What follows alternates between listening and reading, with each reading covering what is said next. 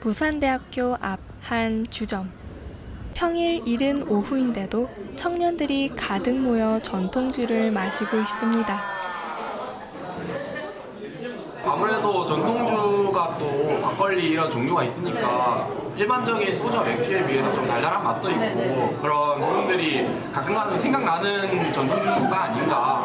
아무래도 파전이라든지 칼국수라든지 이런 음식들이 같이 잘 어울리지 않나. 그냥 선택할 수 있는 폭이 넓어지지 않았나. 그래서 젊은 사람들도 선택권이 많아지면 젊은 사람들이 들어오기 마련이니까 그런 의미에서 전통주가 많이 젊어졌다. 좀 이런 얘기. 근처의 또 다른 전통주 전문주점에도 사람들이 북적입니다.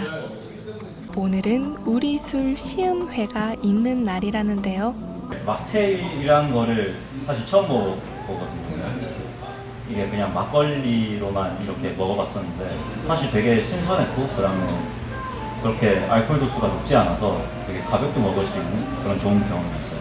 우리 술을 처음 접한 친구들이 제가 작게 마련한 자리에서 좀 좋은 경험을 하고 좋은 기억을 가지면 우리 술을 조금 더 친숙하고 예쁘게 봐주지 않을까 하는 마음에 이제 제안을 하게 됐죠.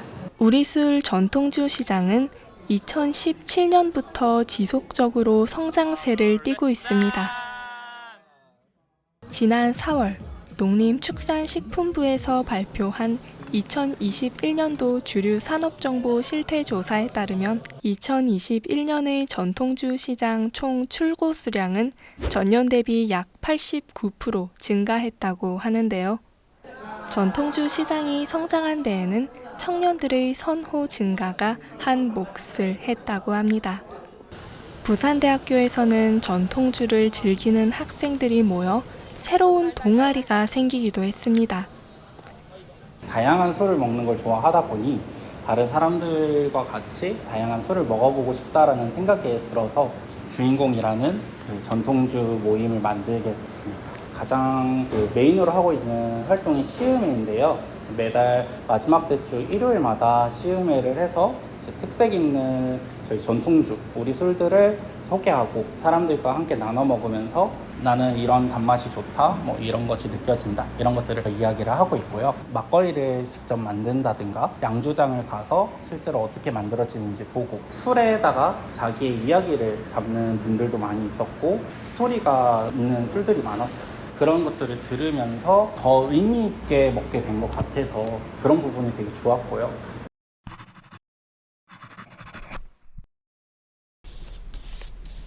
그렇다면 이렇게 청년들에게 인기를 끌고 있는 전통주를 직접 만드는 분들은 어떤 이야기를 가지고 있을까요?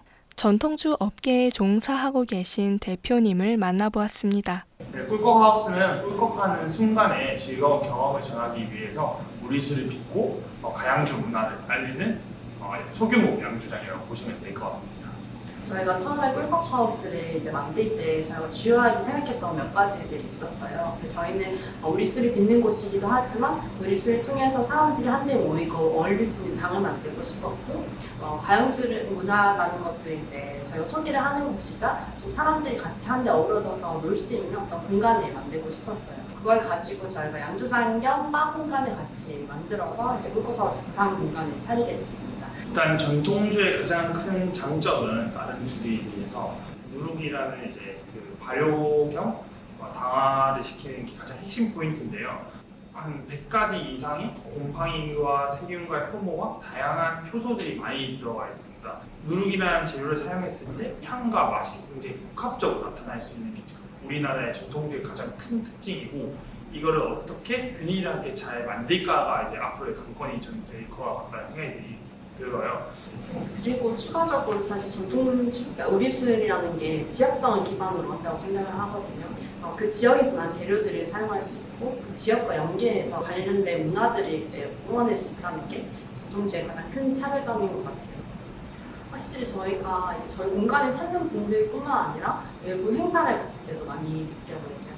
예전과 다르게 연령층이 점점 더 젊어지고 있고 심지어 여성분들의 비율도 굉장히 높아지고 있거든요. 또 매해 창업 비율도 이제 젊은 분들이 굉장히 많이 하고 있는 추세인 것 같습니다.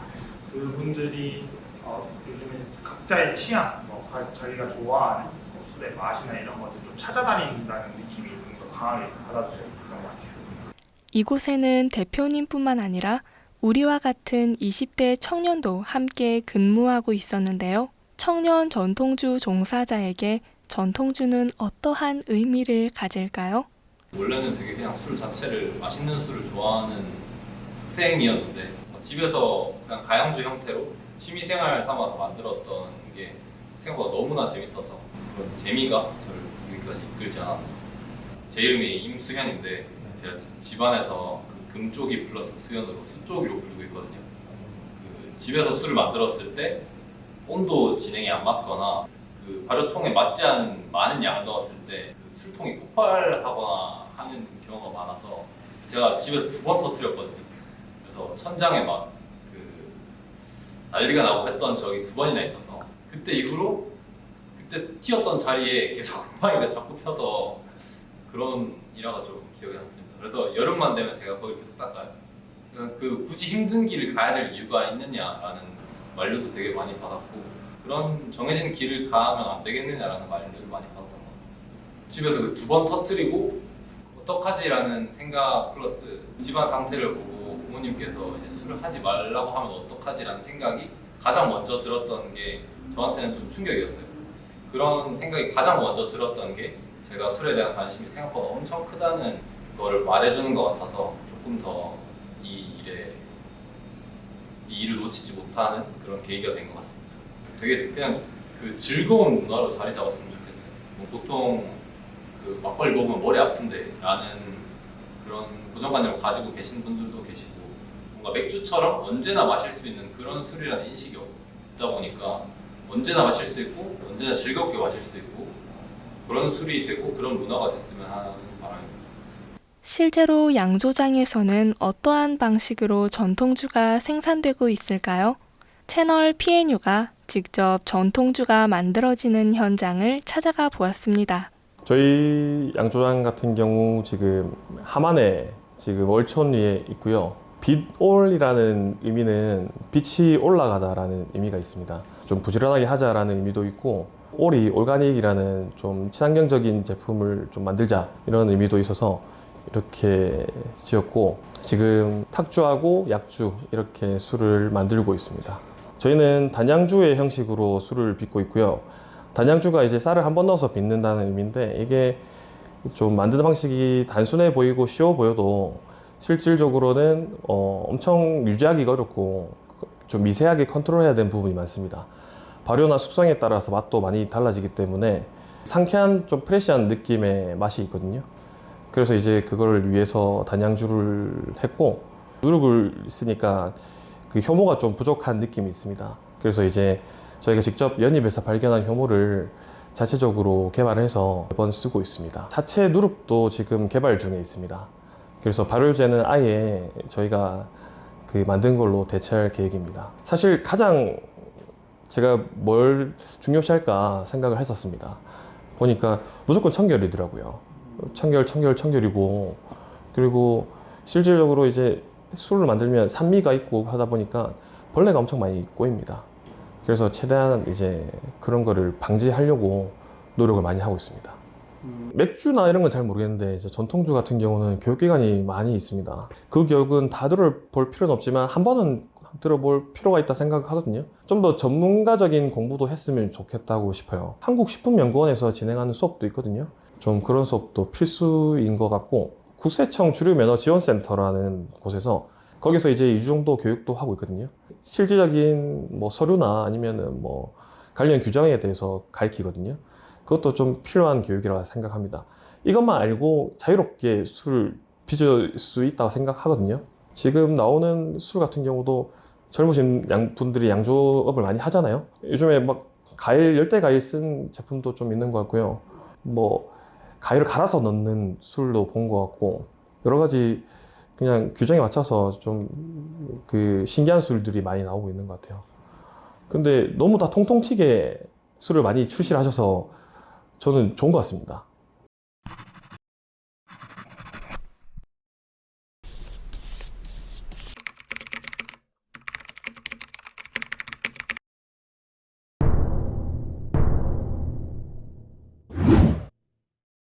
아무래도 맛이나 이런 기호가 점점 다양해지고 있잖아요. 근데 전통주에 점점 다양한 재료들을 쓰는 곳들이 많아졌어요. 뭐 체리라든지 뭐 아니면 무임자, 베리류 이런 다양한 부재료들이 들어가면서 그런 다양성이 맞는 맛들이 이제 제시가 되고 있고 뭐 패션 후르츠, 뭐 파인애플 들어갔다 해가지고 이게 전통주가 아닌 건 아니라 생각하거든요. 그냥 대중이 좋아하면 그것도 하나의 문화가 된다고 생각을 합니다. 그래서 그거를 지키는 분도 분명 필요하고 또한 이제 그거를 깨려고 하는 사람도 있어야 된다는 생각은 하거든요.